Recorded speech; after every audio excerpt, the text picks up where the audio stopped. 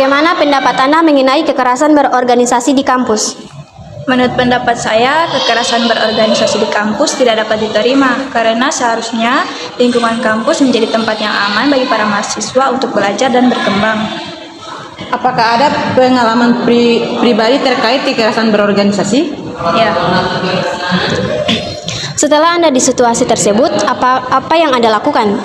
dalam situasi tersebut saya tidak bisa melakukan apa-apa, alias saya diam karena di situasi tersebut saya hanya merupakan seorang junior. Lalu bagaimana Anda mengatasi konflik yang terkait kekerasan antara sesama anggota tim? Saya melakukan kegiatan preventif Seperti apa tindakan preventif itu? seperti komunikasi terbuka, mediasi, dan pembentukan kebijakan yang aman dalam tim tersebut. Oh iya, terima kasih. Bagaimana Anda selaku mahasiswa senior menanggapi kontes kekerasan berorganisasi di kampus? Baik, menurut saya dalam kekerasan dalam organisasi itu, jika itu salah saya tidak akan membenarkan, apalagi masalah kekerasan dalam organisasi. Nah, cara menanggapi itu seharusnya sebagai senior harus menjalin hubungan emosional secara emosional dengan adik-adik, dengan atau teman-teman. Lalu apakah Anda terdorong untuk melibatkan diri atau justru mencoba menjauh dari situasi kekerasan tersebut? Mungkin saya akan menjauh karena itu kekerasan. Kenapa kita harus melibatkan dalam kekerasan? Nah, sedangkan kita bisa jauhi, harus kita jauhi. Bagaimana upaya untuk pencegahan kekerasan organisasi di kampus?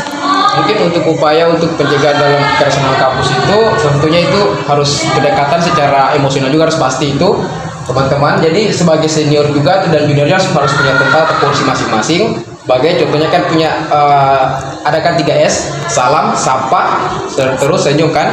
Ada 3 seharusnya itu harus kita terapkan di kampus juga agar dapat mencegah kekerasan dalam kampus karena kalau sudah terjadi emosional, jadi kita tidak akan terjadi kekerasan itu. Bagaimana Anda sebagai senior dapat menjadi contoh dan motivasi anggota tim untuk membangun hubungan yang sehat dan menghormati satu sama lain? Mungkin contoh dari saya itu, saya harus bentuk dari diri saya sendiri, yaitu harus kita terapkan, harus saling salam, itu harus senyum, ketika kita harus mempunyai etika baik. Sebagai contoh, apalagi kita sebagai senior harus memberikan contoh yang baik kepada junior-junior, supaya nantinya itu akan menjadi contoh bagi mereka. Dan mungkin saya akan bangun dari diri saya sendiri sih sebagai saya ini, jadi saya akan terapkan kepada teman-teman. Mungkin saya ketemu dengan orang, saya akan salam atau senyum dan sapa, mungkin seperti itu. Jadi kalian harus tahu masalah kekerasan berorganisasi di kampus, yaitu ada perundungan.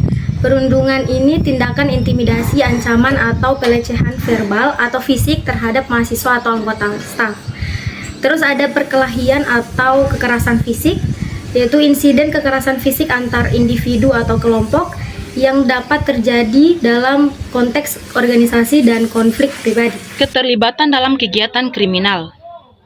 Organisasi yang terdapat dalam kegiatan kriminal seperti pemerasan, penipuan, atau penyalahgunaan narkoba. Kemudian konflik antar organisasi. Persaingan atau konflik antar organisasi mahasiswa yang dapat eskalasi menjadi tindakan kekerasan. Diskriminasi dan pelecehan. Tindakan diskriminatif atau pelecehan berdasarkan ras, agama, gender, atau faktor lainnya. Lalu yang kedua, penggunaan kekuatan secara tidak sah. Pemakaian kekuatan atau ancaman kekerasan oleh organisasi untuk mencapai tujuan mereka. Ada beberapa hal cara untuk mengatasi permasalahan kontes kekerasan berorganisasi di kampus, yaitu kolaborasi dengan pihak eksternal atau kerjasama dengan lembaga lain yang berfokus pada pencegahan kekerasan dapat memberikan perspektif dan dukungan tambahan. Kemudian ada pembinaan dan pendampingan. Berikan pembinaan kepada mahasiswa yang terlibat dalam perilaku kekerasan untuk membantu mereka mengubah perilaku negatif mereka. Dan pengembangan budaya positif.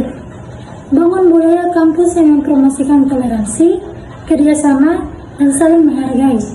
Untuk mengatasi permasalahan konteks kekerasan berorganisasi di kampus, pentingnya kita meningkatkan kesadaran di antara mahasiswa dan staf tentang konsekuensi kekerasan dan cara melaporkannya. Ada juga sistem pelaporan yang efektif, yaitu kita sediakan sistem pelaporan yang aman dan anonim untuk mendorong individu melaporkan insiden kekerasan ini. Dan kerjasama dengan otoritas, yaitu kampus sebaiknya bekerja sama dengan otoritas keamanan setempat untuk menanggapi insiden kekerasan dan mengambil tindakan hukum jika diperlukan. Ada beberapa solusi dari masalah tersebut, yaitu pendidikan pencegahan. Selenggarakan program pendidikan untuk mencegah kekerasan, mempromosikan budaya inklusif, dan mengajarkan keterampilan penyelesaian konflik. Kemudian sanksi yang tegas. Terapkan sanksi yang tegas terhadap individu atau organisasi yang terlibat kekerasan, menciptakan efek jera. Kemudian pengawasan dan pengawalan. Tingkatkan pengawasan di kampus untuk mencegah kejadian tersebut dan memberikan rasa aman bagi seluruh anggota kampus. Jadi, masalah kekerasan berorganisasi di kampus bisa disebabkan oleh berbagai faktor, seperti persaingan yang intens antara organisasi, ketidakpuasan anggota, kurangnya pengawasan dari pihak kampus, atau bahkan faktor eksternal, seperti pengaruh dari lingkungan sekitar. Peran kepemimpinan dan budaya organisasi juga dapat mempengaruhi dinamika internal suatu kelompok.